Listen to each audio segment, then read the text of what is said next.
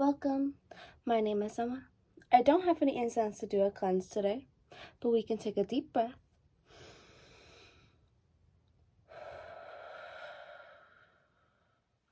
Lovely. I'll give you a little fit check. It's just comfy today.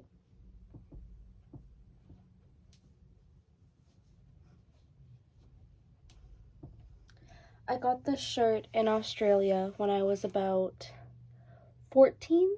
Yeah, when I was 14, and I got these pants at a new thrift store yesterday that I went to with my best friend, and there was honestly a lot of great finds. It was fantastic.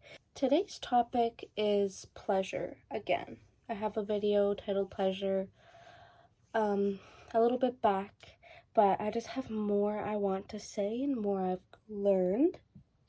I'm learning about chakras right now, and I'm reading this book, Chakras for Beginners, A Guide to Balancing Your Chakra Energies by David Pond. I'm really enjoying it as of right now.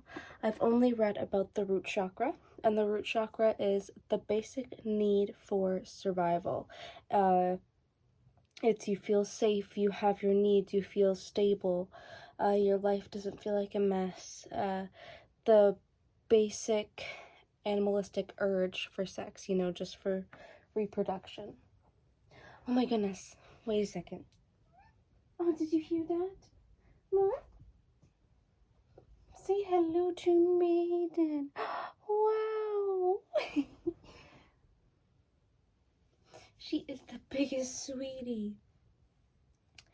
And then I went to move on and read about the sacral chakra, I believe. Let me double check. Yes, the sacral chakra. And this one is all about pleasure. It's all about the feeling. And, most of the time it is summed up to sexual needs and preferences, but that's not all it is. As you lean into the chakra, you start making decisions based on the feeling of pleasure. Which one calls to you the most and feels the best? And it's kind of, you're exploring your pleasure unjudgmentally. Once you surrender to the search of the feel good, you open yourself up to new ways of making yourself feel good. New energy is flowing through you, and you feel very like you can receive. You can get, and it will feel good. It's also being able to look outside and be enlightened by the trees and being able to be completely present and enjoy everything in front of you. And it's like all of your senses are heightened because they're enlightened, and you are completely connected to yourself and how you feel, and you allow things to make you feel good. You allow to get the good. You accept yourself, and you love yourself, and that's why you're able to receive so much, because you're giving out such a loving energy, a natural connection with yourself, a natural love with yourself, and you're putting out that energy, and it's kind of just recycling and coming right back to you in different ways. When you're unbalanced with pleasure, you kind of indulge.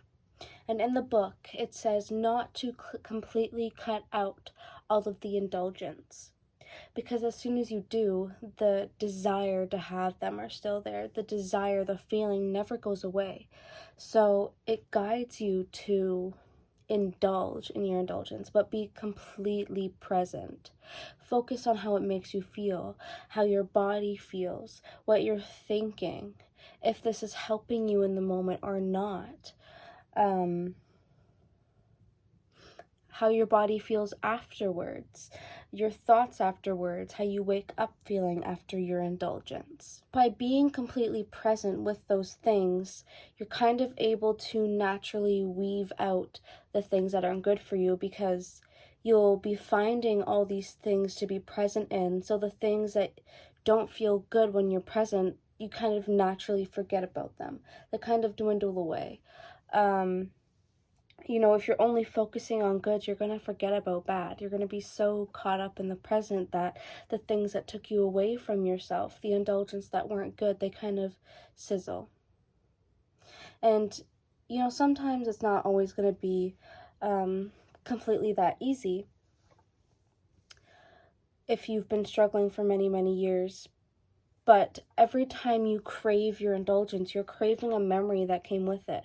You're not just craving the substance. You're not just craving the sex. You're not just craving that thing exactly. You're craving the memory. You're craving the feeling that the memory gave you. So I feel like if you are constantly craving something outside of yourself, but even when you receive it, you aren't able to enjoy it, you're not fulfilled, you probably have to fulfill that spot in you yourself. You have to give yourself that thing you're not receiving.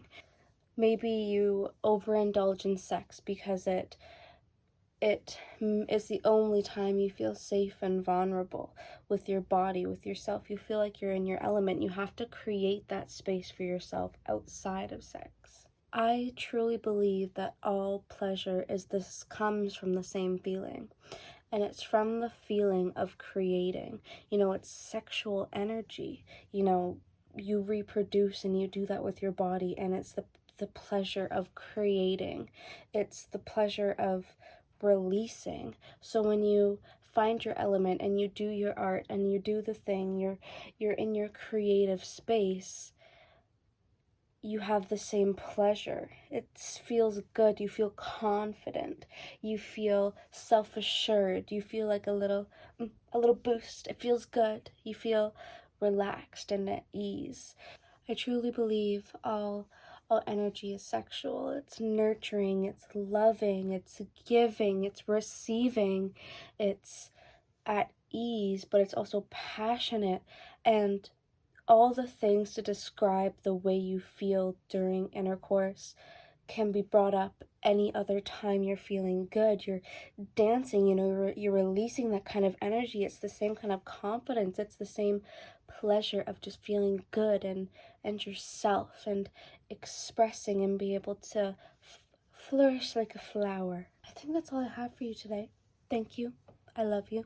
I'll see you tomorrow.